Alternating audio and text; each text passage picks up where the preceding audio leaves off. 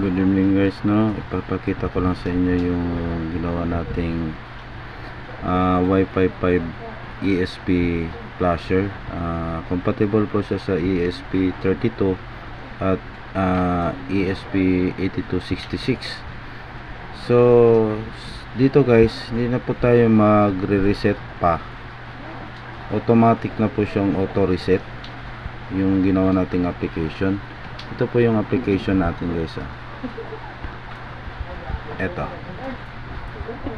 Yan si Wi-Fi 5 ESP flasher. Yan po yung flasher natin. So ang gagawin natin guys, check lang po natin muna. Ipapakita ko sa inyo kung naka-default flasher po ito. Naka-default na po yung ESP32. So wala pa pong Wi-Fi 5 na laman itong Node MCU natin.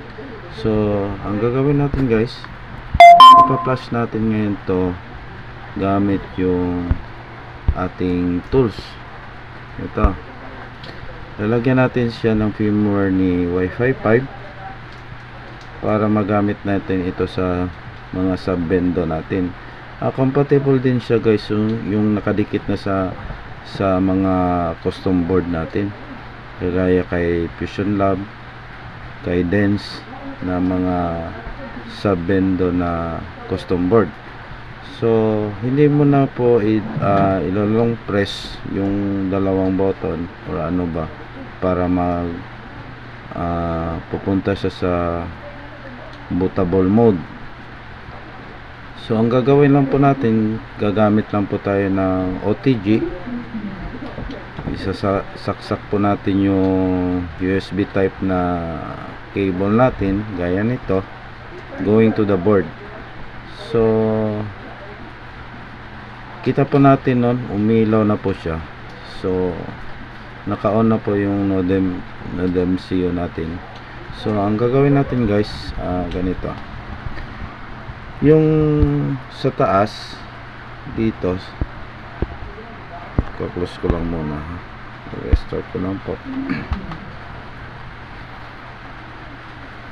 Itong sa taas po, yung isa, dalawa, tatlo, apat, yung apat na yan na may bootloader, partition, boot up at firmware bin, wag na po natin gagalawin guys. Ang idadagdag lang po natin is yung firmware mismo ni Wi-Fi 5. So hanapin natin yung firmware, da-download po natin yung single bin na ginawa ng ating ka-Wi-Fi din. Siya po yung nag-provide sa atin. Salamat sa iyo brother sa firmware mo. So ang gagawin lang po natin guys, dito sa select file, select po natin yung firmware ni Wi-Fi 5. Ito, yung single bin. Yan, select po natin yan. And then mag-a-add po tayo ng code 50 lang. Ayan, 50 para makiklear po yung ROM ni ESP32. Pag clinic ko na tong start flashing guys, yung ilaw po ni Nodem ko ay magbi-blink na po yan. Subukan natin i-start po. Ayan, yun, connected.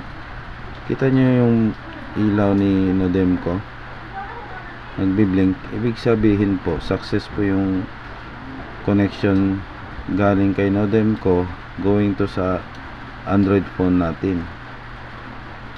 Nababasa po ni Wi-Fi 5 ESP flasher natin yung Nodem ko. So sa ganitong paraan guys, pwede na po tayo mag-flash gamit ang ating Android device. Ayan, hintayin lang po natin guys.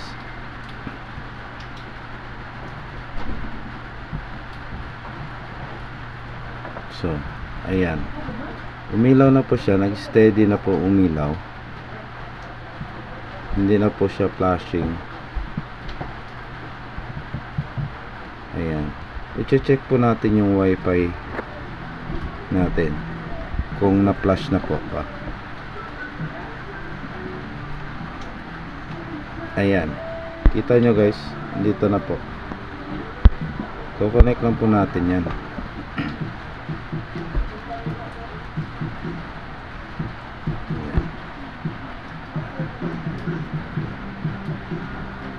Ayan guys, oh, success po yung pag-flash natin gamit po yung Android device po natin. So sa mga wala pong mga laptop dyan, ito po, ida-download nyo po ito. PM nyo lang ako or ipopost ko po sa group natin. Maraming salamat po, sana nakatulong itong tools na ito sa inyo po.